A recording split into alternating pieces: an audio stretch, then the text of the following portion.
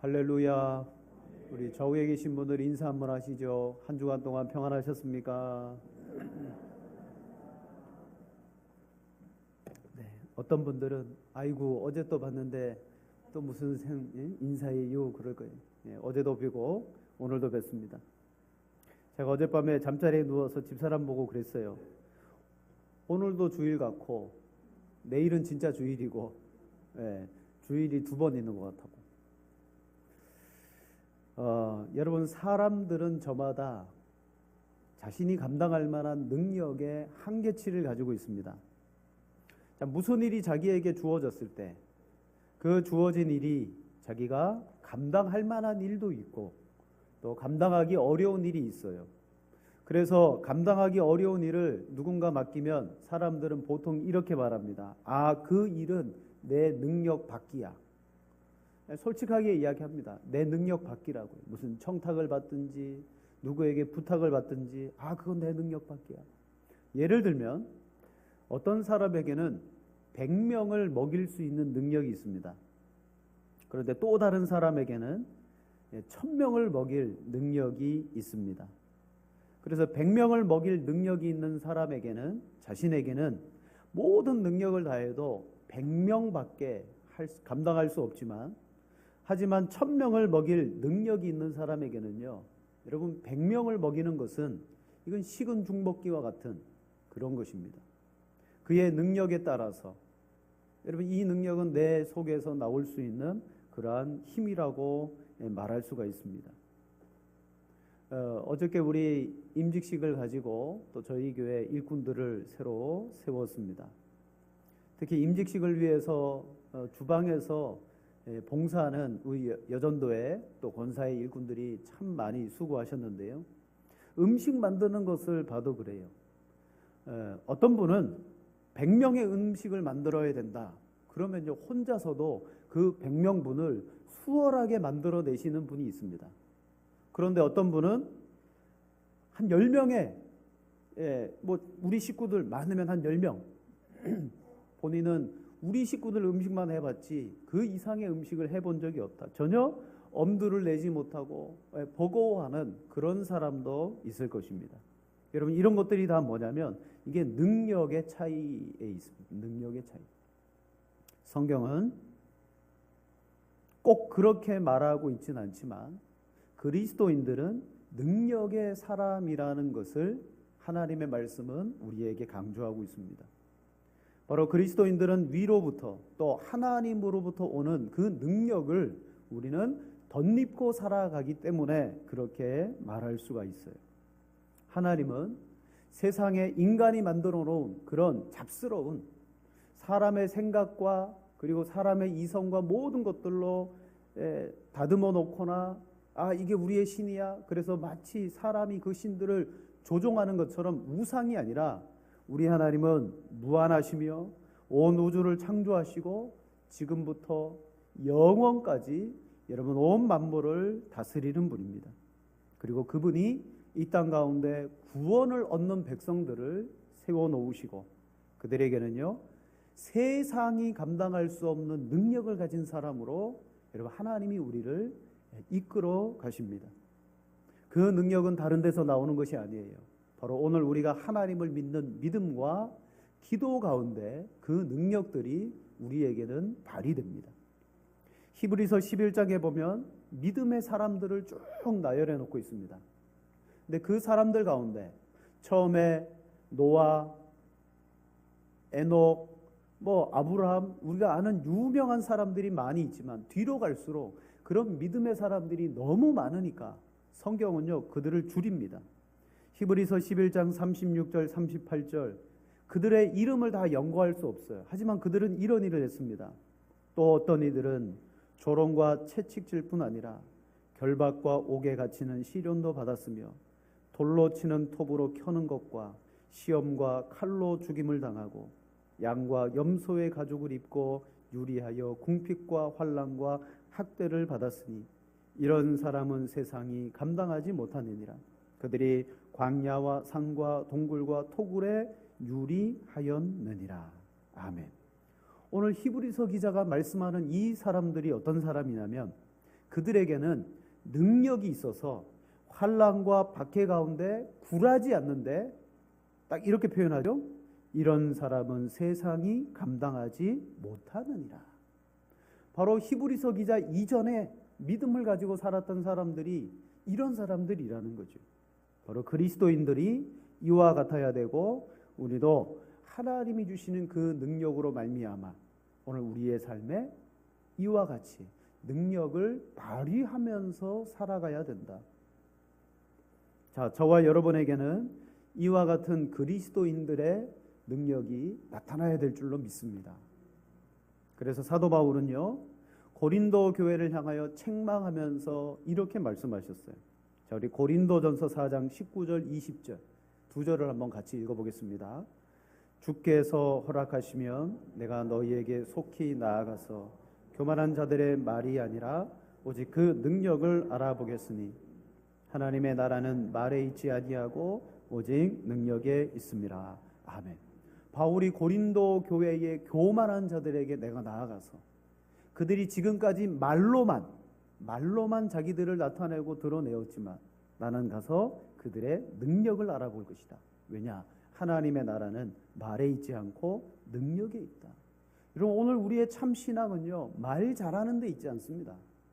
말하지 않지만 섬기는 것도 능력이기 때문에 묵묵하게 섬기는 그 모습 자체가 하나님의 나라의 능력자인 것이죠. 하나님의 나라는 말에 있지 않습니다. 오직 능력에 있습니다. 그렇다면 이 하나님의 나라는 무엇이냐? 베드로전서 2장 9절에 보면 너희는 이라고 말합니다. 너희는 택하신 족속이요 왕같은 제사장들이요 거룩한 나라요 그의 소유가 된 백성이니 이는 너희를 어두운 데서 불러내어 그의 기이한 빛에 들어가게 하신 이의 아름다운 덕을 선포하게 하려 하심이라. 아멘. 여기에서 너희는 누구냐? 너희는 거룩한 나라다라고 말해요. 하나님의 나라는 말에 있지 않고 능력이 있다는 거예요. 그럼 그 하나님의 나라는 뭡니까? 어디 장소적인 개념도 있겠지만 이 세상에 하나님의 나라가 어디 뚝 떨어져서 거기에 이루어진 게 아니에요. 그리스도인들이 살아가는 그 삶의 영역 자체. 그러므로 베드로 사도는 너희는 거룩한 나라요. 오늘 우리가 하나님의 나라라는 거예요. 그러므로 하나님의 나라를 표현할 수 있는 것은 뭐예요? 세상 사람들이 갖고 있지 못한 능력을 보여주므로 우리는 하나님의 나라를 표현하고 나타나야 되는 것이죠. 성도인 우리는 하나님의 나라며 참된 믿음의 공동체인 교회가 하나님의 나라에 보여지는 모습이라는 것입니다. 그러므로 성경은 줄곧 성도와 그리스도인인 우리에게는 세상이 갖지 못한 능력이 나타나야 된다. 하지만 여러분, 실상은 어떻습니까? 실상은 하나님의 나라의 능력이 나타나기보다는 우리도요, 교회도요, 말이 앞서고 이 말이 얼마나 좋은지 몰라요. 그냥 말로 다 때우려고 하는 경우가 참 많습니다. 왜 그러느냐? 첫 번째로 성도들은 능력을 잃어버린 채 신앙의 모양만 갖고 있을 때가 많습니다. 자, 신앙생활이라는 형식은 갖추고 있습니다. 하지만 그 형식 속에 실제로 믿음의 능력이 전혀 나타나지 않는 사람이 있습니다. 예배는 드리고 오지만, 주일마다 예배를 꼬박꼬박 드리지만 실제 그 사람의 삶에는요, 여러분, 하나님을 섬기는 모습이 전혀 없습니다. 그러면 1차적으로 그 사람 자체에 믿음의 향기가 풍기지 않는다는 것은 능력은 고사하고 뭘 의심해 봐야 돼요? 그 사람의 믿음이 진짜냐? 진짜 믿음이 있으면 야고보서 말씀에 너희에게 믿음이 있느냐? 그러면 행함을 보여봐라. 자, 오늘 본문에서도 신앙의 능력은 갖고 있지만, 이 모습은 갖고 있지만 능력이 나타나지 않는 그러한 사건이 등장합니다. 자, 예수님은 계시지 않습니다. 마태복음 17장에 변화산에 올라가셨다가 이제 예수님은 내려오실 타이밍인데, 그때 한 아버지가 간질, 그리고 그 간질은 오늘 성경에 보면 귀신으로 말미암아 되어진 병입니다. 그 귀신이 그 아이 속에 어려서부터 역사하기 시작해가지고요, 아이가 불에도 들어가고 물에도 들어가는 그러한 아이를 아버지가 데려왔습니다. 그때 제자들은 그 귀신을 쫓아내지 못한 거예요. 그리고 쫓아내지 못하니까 뭐 하느냐? 그 자리에 있던 서기관들하고 변론만 일삼고 있었습니다. 여러분, 능력이 없으면 말밖에 할 게 없는 거예요. 예를 들어서 이제 오너 드라이버가 있습니다. 운전을 하고 한 사람이 차를 몰고 가는데 이분은 운전만 할 줄 알았지 차에 대해서는 잘 모르는 분이에요. 여러분, 차에 보면 버튼이 여러 개 있잖아요. 그 버튼 가운데 화살표가 이렇게 휘어져 있는, 끝에 화살표가 있는 버튼이 있습니다. 그게 무슨 버튼인지 아세요? 네? 그 옆에 보면 또 차 모양이 있고 이렇게 또 그림이 있어요. 그거 같이 붙어 있어요. 자, 화살표가 있는 요 버튼, 동그란 버튼. 그래갖고 인터넷에 누구에게 물어봤잖아요. 이게 무슨 버튼인지 아세요? 그러니까 여자분이신데, 아, 이건 유턴할 때 누르라고. 화살표가 이렇게 돼 있잖아요. 차 모양 그려져 있고, 요거는 유턴할 때 누르는 겁니다. 이거 자신 있게. 그거는 차 안에 공기가 순환된다는 거예요. 바깥에 공기가 안 들어오고. 여러분, 자동차에는요 기능이 너무 많아요. 요 며칠 전에 우리 집사님 한 분이 좋은 차를 사셨어요. 제가 잠깐 봤어요. 기능이 너무 많아가지고 이거 다 공부하려면 너무 어렵다는 거예요. 자, 운전만 할 줄 아는 분이 차를 몰고 가다가 차가 어느 동네 길의 한복판에 딱 서버렸습니다. 아무리 봐도 시동을 걸어도 시동이 걸리지 않습니다. 그러자 지나가던 사람들이 하나둘 모여들기 시작합니다. 무슨 일이냐고. 근데 거기에 모여든 사람들이 차에 대한 지식이 전혀 없는 사람, 말하면 고치는 능력이 없는 사람들이. 그러니까 동네 주민 하나가 와가지고, 아이고 배터리가 나갔겠구만, 그러면서 배터리 이야기를 합니다. 근데 어떤 사람은 아니라고, 엔진이 고장났다고, 그러면서 엔진 이야기를 막 합니다. 그리고 어떤 사람은 자기가 아는 대로 고장난 그 경험이 있는 사람, 거기가 고장났을 거라고. 그러니까 고치는 능력은 아무도 없는데 다 와가지고 변론만 일삼을 수가 있다는 거예요. 여러분, 교회는 특히 사람들이 많이 모여듭니다. 그러다 보니까 말이 아주 많습니다. 근데 말이 많은 것 좋습니다. 말이 많으면 일이 일어나거든요. 그러나 이 말이 하나님의 능력으로 이어지지 않으면 말만 무성하고 그 말로 말미암아 탈이 많은 교회가 너무 많습니다. 말 많고 탈 많은 교회는 찾아보면 뭐가 없느냐? 능력이 없는 교회. 하나님의 능력을 경험하거나 그 능력을 알지 못하는 교회가 말만 무성하고 그 결과 탈이 많다는 거예요. 오늘 제자들이 변론을 일삼고 있습니다. 귀신을 쫓아내지 못한 거예요. 그때 예수님이 와서 이렇게 물으셨어요. 예수께서 물으시되 너희가 무엇을 그들과 변론하느냐. 그래서 귀신 들린 이 아이의 아버지가 와서 말합니다. 내가 선생님의 제자들에게 내쫓아달라 하였으나 그들이 능히 하지 못하더이다.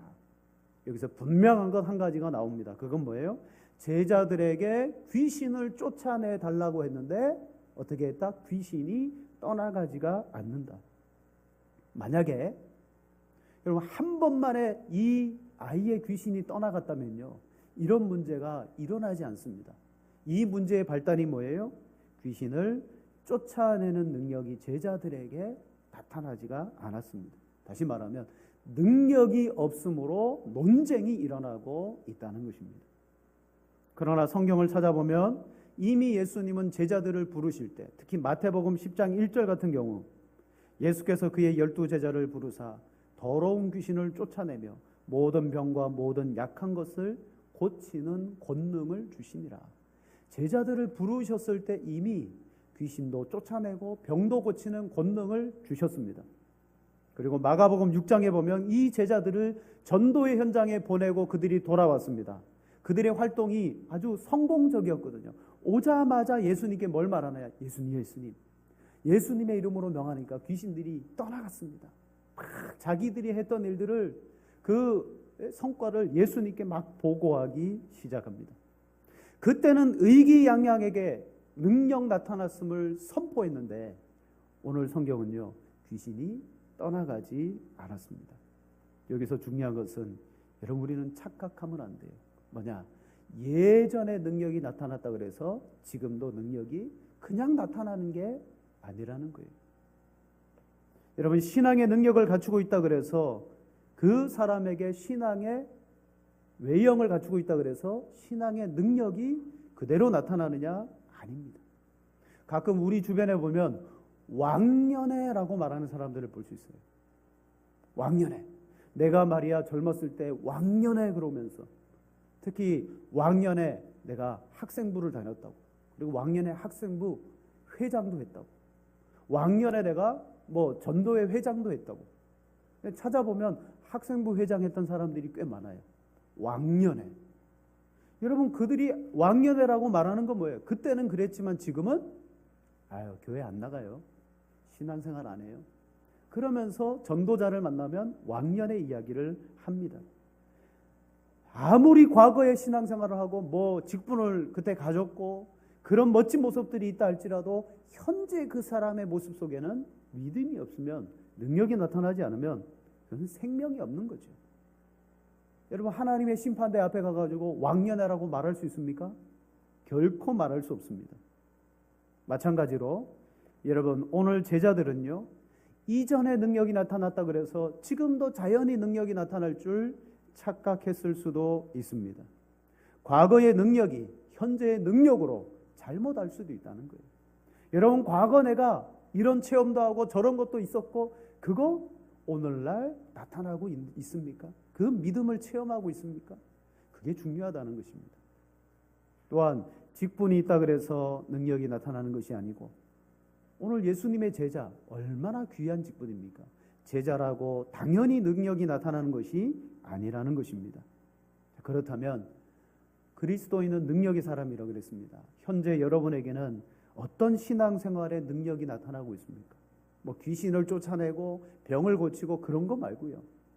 뭐 그것도 능력이지만 여러분의 삶 속에 정말 신앙의 능력 때문에 어떤 일들이 일어납니까? 삶의 문제가 있는데 그 삶의 문제를 정말 믿음으로 내가 딛고 이겨나가고 계시는 모습. 또는 고난이 찾아왔습니다. 염려해야 될 일들이 무수히 많음에도 불구하고 예수님의 이름을 부르며 내가 믿음을 가질 때 오히려 그 모든 문제들을 현실 가운데 이겨나가는 것도 그게 능력이죠. 질병이 오랫동안 있습니다. 고쳐지지 않습니다. 그럼에도 불구하고 고쳐지지 않아도 여전히 주님을 사랑하며 믿음을 고백하며 나는 나아갑니다. 그것도 능력입니다. 어떤 분은 궁핍이라는 환경에 처할 수 있어요. 그래도 하나님은 먹이시고 입히시고 은혜를 베풀어 주시는 분인 줄로 믿고 전적으로 하나님을 의지하며 나가는 사람이 있어요.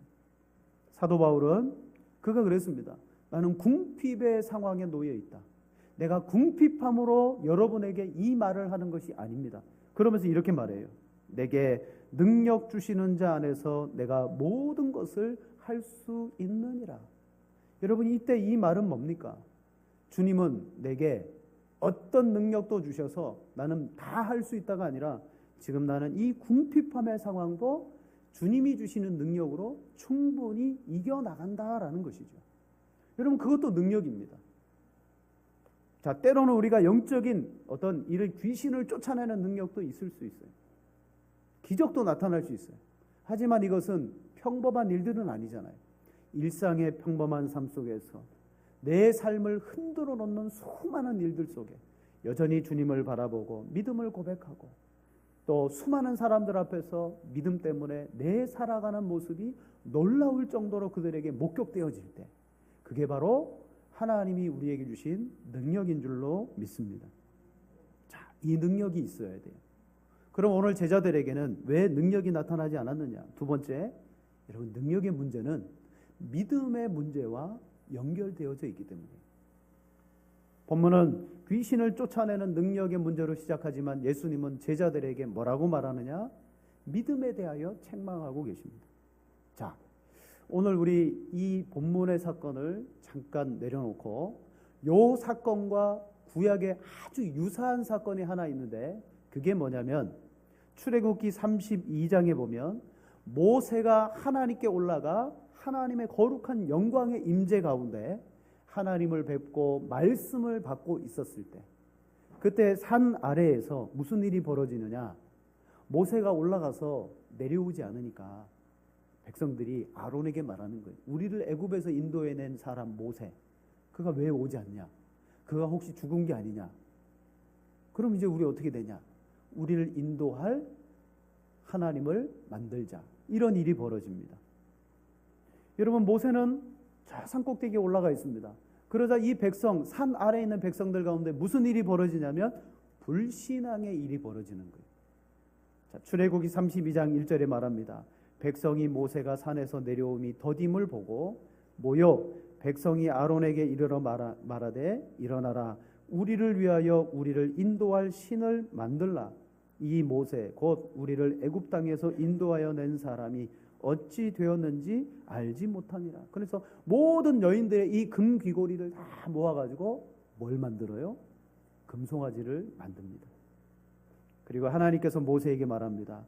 이 백성들이 부패했다. 즉 지금까지는 하나님이 그들을 인도해 오신 믿음으로 살았거든요. 하나님 본 적은 없어요. 하지만 믿음을 경험함으로 출애굽했고 홍해를 건넜고 이 시내산까지 왔습니다. 믿음으로 왔는데 모세가 그들의 눈앞에 없자 무엇으로 바뀝니까? 한순간에 불신앙으로 바뀌고 말더라는 거죠. 즉 오늘 본문의 말씀도 마찬가지입니다. 제자들과 예수님이 함께 했을 때는 기적도 나타나고 능력도 나타나고 그랬는데 예수님이 변화산에 올라가고 안 계시자 산 아래서는 제자들이 귀신 들린 아이 하나를 놓고 쩔쩔매달하는 거죠. 그때 예수님이 이렇게 호통치십니다. 자, 우리 17절 말씀을 같이 읽겠습니다. 예수께서 대답하여 이르시되 믿음이 없는 얼마나 너희에게 참으리요 그를 이리로 데려오라 하시니라. 아멘. 예수님은 아주 참담한 심정으로 제자들과 그 세대를 책망하고 계십니다. 여러분, 출애굽해서 하나님을 만들라고 했던 그 이스라엘 백성들이 어떤 사람들입니까? 바로 불신앙에 빠졌던 사람들. 오늘 이 제자들도 그 사건과 비교하면 거의 흡사합니다. 주님이 없으니까 한순간에 불신앙에 빠져버리고 말았습니다. 자, 오늘 예수님은 능력이 나타나지 않은 것을 이들에게 무엇으로 책망하느냐? 믿음이 없는 세대예요. 믿음이 없습니다. 여러분, 믿음이 없으면 당연히 그리스도인은요, 믿음이 없으면 능력이 나타날 수가 없어요. 오늘 우리에게는 믿음이 능력이기 때문입니다. 그래서 본문 19절 20절에 제자들이 예수님께 조용하게 다가와서 뭘 물어봅니까? 우리는 왜 쫓아내지 못했습니까? 그러자 예수님이 무엇이 작은 까닭이라? 너희 믿음이 작은 까닭이라. 믿음이 없다는 게 아니에요. 너희 믿음이 작다는 거죠. 여러분, 오늘 우리의 삶에 책망받아야 될 것은 능력 이전에 뭐냐? 내 믿음에 대하여 점검하고 이 믿음을 주님 앞에서 책망받아야 돼요. 제자들은 믿음이 없음을 책망받습니다. 믿음은 나타나야 되는 능력보다 더 근원적인 것입니다. 믿음이 있으면, 누구든지 믿음이 있으면 그를 통하여 하나님의 능력이 나타나게 되어집니다. 그래서 예수님은 바로 이들의 믿음 없음을 책망합니다. 그러나 이 믿음도 크게는 두 가지입니다. 나 스스로가 믿는 믿음이 있어요. 오늘날 유행하는 믿음입니다. 적극적 사고방식 또는 긍정의 힘. 그게 뭐냐면 나 스스로가 그렇게 될 줄로 알고 믿어버리는 거예요. 여러분, 그거 믿음 아닙니다. 그 심리학이라고 그랬죠. 그건 심리학이에요. 굳이 교회 오지 않아도요, 세상 사람들이 나는 잘 될 거야, 나는 그렇게 이루어질 거야 하면요, 애쓰고 노력하면요 이루어지더라는 거예요. 이루어집니다. 그건 믿음이 아니고 그건 뭐다? 심리학이다. 자기 최면이죠. 여러분, 과거 우리 힘들고 어렸을 때 공부하셨던 분들은 책상 앞에 나는 해내고 말 거야, 필승 막 써붙여가지고 공부하잖아요. 그렇게 공부한 사람들은 뭐가 돼도 돼요. 매일 그걸 보면서 자기 신념을 갖잖아요. 그렇게 하셨어요? 된다니까요. 그 교회 나오지 않고 예수 안 믿어도 그 일 다 이루어집니다. 근데 오늘날 교회가 믿음을 그런 식으로 이야기합니다. 절대 아닙니다. 참 믿음은 무엇입니까? 분명한 믿음의 대상을 바라보고 믿음을 갖는 거예요. 그래서 참된 믿음은 뭐다? 믿음의 대상인 하나님에 대한 바른 지식을 바탕으로 해야 됩니다. 바른 지식을 바탕으로, 하나님을 아는 지식을 바탕으로 그분을 전적으로 신뢰하는 것이 믿음입니다. 여러분, 태어나서 지금까지 여러분의 부모님을 의심하거나 그 부모님이 하시는 말씀을 의심하거나 또는 불신해서 믿지 않고 따르지 않으셨던 분들은 없을 거예요. 우리는 태어나는 순간부터 육신의 부모를 여러분 자연스럽게 의지하게 됩니다. 따르게 됩니다. 왜 그렇습니까? 갓난아기 때부터 부모님과의 관계 속에서 자연스럽게 부모님이 보여주신 말과 행동을 통해서 신뢰가 쌓여가면서 부모님이 우리에게 야, 나 너의 부모야, 나를 믿어, 그렇게 말한 적이 없어요. 말한 적이 없지만 그 신뢰의 관계 안에 우린 그냥 믿어져 버린 거죠. 하지만 죄인이었던 우리가 하나님을 믿는 것은요, 아주 생소한 경험이라는 거예요. 그냥 믿어질 수 있는 것이 아닙니다. 하나님이 우리에게 계시해 주시는 말씀 안에서 그 하나님이 어떤 분인가를 배우고, 그리고 이 하나님이 전적으로 신뢰할 만한 분인가를 암과 동시에 여러분 그 하나님에 대한 믿음이 우리 속에 싹트어야 되는 것입니다. 이게 있어야 내 어떤 형편과 상황 속에 들어가든지 믿음이 생기고, 이 믿음이 무엇을 만들어내느냐? 능력을 나타내는. 그래서 성경이 말하는 믿음에는요, 내가 주체가 아닙니다. 아, 잘 될 줄 믿습니다, 이렇게 이루어지게 될 것이다 라가 아니라 성경적 믿음에는요, 주체가 있는데 그 주체는 누구냐? 예수 그리스도예요. 항상 믿음의 주체는 예수 그리스도예요. 히브리서 12장 2절에 말합니다. 믿음의 주요 온전하게 하시는 이인 예수를 바라보자. 예수님은 믿음의 주십니다. 오늘 우리가 온전히 바라보고 믿어야 되는 주체가 예수님이라는 거예요. 나 스스로 갖는 믿음이 아니라 예수님을 바라보고 믿음을 갖게 되어질 때 이 믿음이 진짜 믿음이 된다는 것입니다. 여러분, 세상에 예수 믿지 않는 사람들도요, 갑자기 무슨 일이 벌어지면요, 아무거나 붙들고 믿습니다 해버립니다. 그런 믿음이 아니라는 거예요. 성경을 보면 특히 히브리서 말씀에 구약의 많은 믿음의 선진들은 믿음의 주체를 가지고 믿었어요. 그 주체가 뭐냐? 바로 장차 오실 일을 그들은 다 믿었습니다. 노아, 에녹, 아브라함. 구체적으로 구약 성경에서 그들이 오실 메시아를 바라보고 믿었다, 그 말씀은 나오지 않지만 성경의 해석은 뭐냐면 그들이 앞으로 오실 메시아를 보면서 믿었다고 말합니다. 즉 약속의 성취를 믿은 거예요. 히브리서 10장 37절입니다.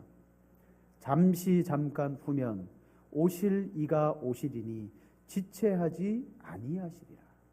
여러분, 그들이 믿었던 믿음은요, 내 믿음의 주체가 되시는 그분이 반드시 이 땅에 오실 것을 바라보며 믿었습니다. 오늘 우리의 믿음은 뭐예요?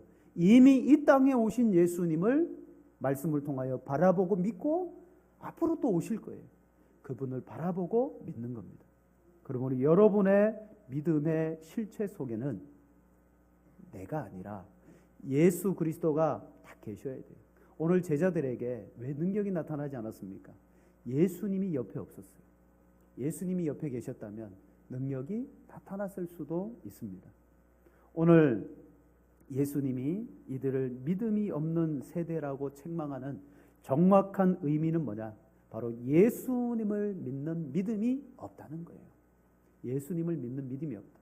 내가 얼마나 너희와 함께 더 오래 있으며 내가 참으리요라는 말. 지금까지 내가 너희와 함께 있었는데 왜 나를 믿지 못하느냐라는 말씀이죠. 여러분, 우리가 신앙생활을 하면 할수록 어떤 믿음이 일어나야 되느냐? 예수 그리스도를 더 깊이 알고 그분을 잘 믿는 믿음이 일어나야 돼요. 예수님을 통해서 믿는 믿음입니다. 자, 오늘도 우리가 삶의 문제를 가지고 하나님 앞에 나아갑니다. 기도할 때 주여 이 문제가 해결될 줄 믿습니다. 아무리 이렇게 기도해도 여러분 믿음의 주체이신 예수님이 그 기도에 들어있지 않으면 그 기도 응답되지 않습니다. 누구를 통하여 이 문제가 해결되어지느냐? 예수 그리스도. 오늘 우리 믿음에 결함이 있는 이유는 뭡니까? 반드시 믿음에는요, 예수님이 믿음 속에 들어가 있어야 되는 거예요. 그래서 성경에 보면 이런 말이 있습니다. 마치 우리 스스로의 믿음을 막 이렇게 부각시키는. 그럼 오늘 성경도 본문에 나와 있지 않습니다만은 마가복음 9장에 똑같은 본문이 나와 있습니다. 그때 아이의 예수님이 뭐라고 말합니까? 할 수 있거든이 무슨 말이냐? 믿는 자에게는 능히 하지 못할 일이 없느니라. 우리 이 말씀만 딱 띄어서 뭐라고 말합니까? 그래, 내가 할 수 있어. 믿으면 돼. 그냥 스스로의 믿음이 아니에요. 또 아까 우리가 읽었듯이 내게 능력 주시는 자 안에서 내가 모든 것을 할 수 있다. 그것도 내가 믿기만 하면 다 된다. 그 말이 아니에요. 내게 능력 주시는 자라고 말했습니다. 믿음의 분명한 주체가 있고 그 주체이신 예수님을 내가 바라보고 믿을 때에 역사가 일어난다는 거예요. 우리는 믿음을 자기 신학으로 오용하면 안 돼요. 자, 하나님에 대한 지식, 그 바른 지식 가운데 우리는 그 하나님을 인격적인 교제와 관계 속에서 참 믿을 만한 분이구나라는 사실을 알고 나아가야 돼요. 자, 세 번째로, 두 번째는 여러분 믿음의 문제라 그랬죠. 그리고 세 번째는요, 자, 왜 능력이 나타나지 않았느냐? 믿음의 문제는 곧 무엇과 연결되냐면 기도의 문제와 연결됩니다. 기도의 문제. 제자들에게는 능력이 나타나지 않은 것이 문제였고 예수님은 그들에게 너희가 믿음이 적은 영고라. 믿음의 적음에 대해서 말씀하셨어요. 자, 오늘 본문 20절에 믿음이 작은 까닭이라 그랬습니다. 하지만 이 본문과 평행 본문인 말씀들을 찾아 들어가 보면 이런 말씀이 또 있어요. 마가복음 9장 28절 29절. 자, 같이 한번 읽어보겠습니다. 집에 들어가심에 제자들이 조용히 묻자오되 우리는 어찌 능히 그 귀신을 쫓아내지 못하였나이까? 이르시되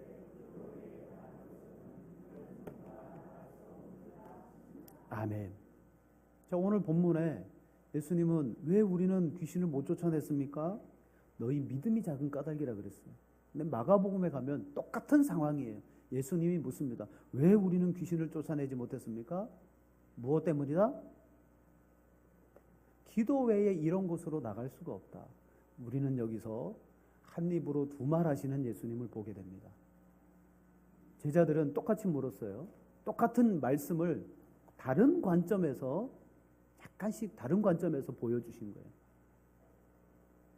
너희가 믿음이 작다. 마태는 그렇게 말했고 마가는 너희가 기도 외에는 이렇게 나갈 수 없다. 이런 믿음과 기도는 서로 불가분리이고 다른 것을 말하는 게 아니라는 거예요. 이 말은 무슨 말입니까? 능력이 나타나지 않은 것은 너희의 믿음의 문제고 그 믿음의 문제는 기도의 문제다. 이 두 가지는 불가분리라는 거예요. 왜냐? 믿음의 주체, 아까 제가 말씀드렸습니다. 믿음의 주체가 누구세요? 예수님.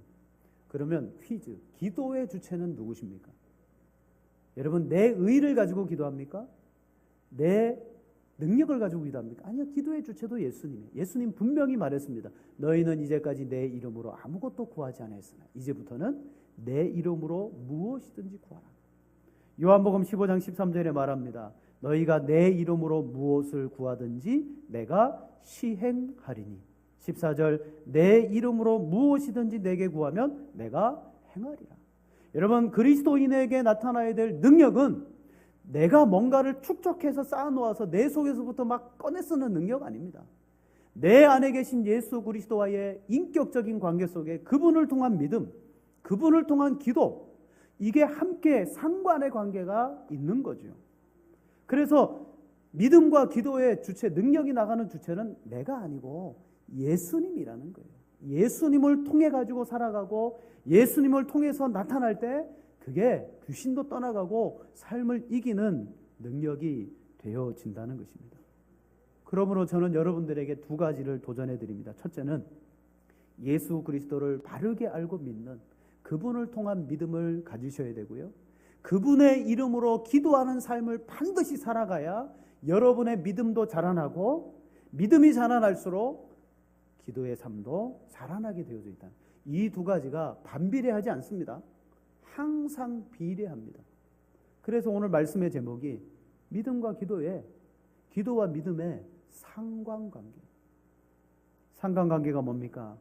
둘 중 한쪽이 변화하면 다른 한쪽도 따라해서 변화되는 관계라는 거예요.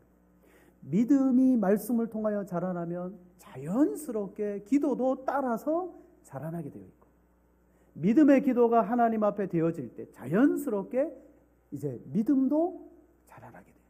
이 상관관계는 기도만 잘하는 사람이 있고 믿음 없는 사람 없습니다. 다 믿음과 기도가 함께 자라나는, 그래서 그것이 우리에게 있을 때 능력이 나타나되 주체는 누구시다? 예수 그리스도시다. 예수님은 분명히 말합니다. 내가 얼마나 너희와 함께 있으며 얼마나 너희를 더 오래 참을까. 주님은 우리에게 여러분 말씀을 주시고 또 은혜의 통로인 방편들을 주시고 정말 능력 있게 살아가기를 원하십니다. 믿음을 키우셔야 되는 분이 있고 기도를 더 하셔야 되는 분이 있고, 이 두 가지는 항상 같이 가야 된다는 거예요.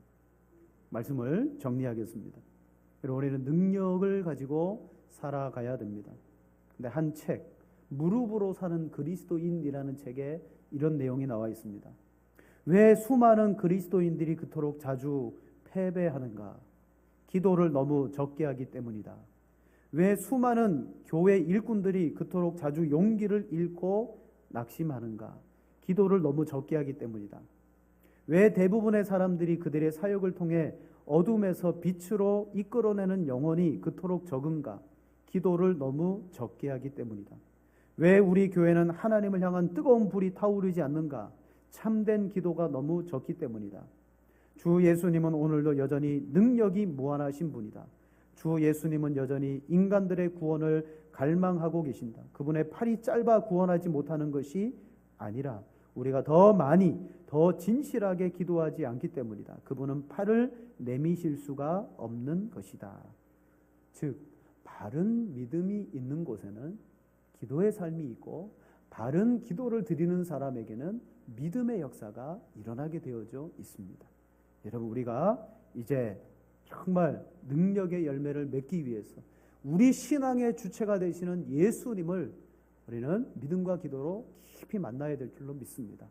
여러분, 느슨해진 우리의 신앙의 삶을 더 단단하게 채우시고 말씀과 또 하나님의 계시를 통하여 믿음을 갖고 이 말씀을 바탕으로 예수님 의지해서 기도함으로 여러분의 모든 삶에 주변의 사람들이 깜짝 놀랄 정도의 그런 믿음의 능력들이 나타나는 신앙생활을 해 나가시는 우리 모두가 되어지기를 축복합니다. 함께 기도드리겠습니다.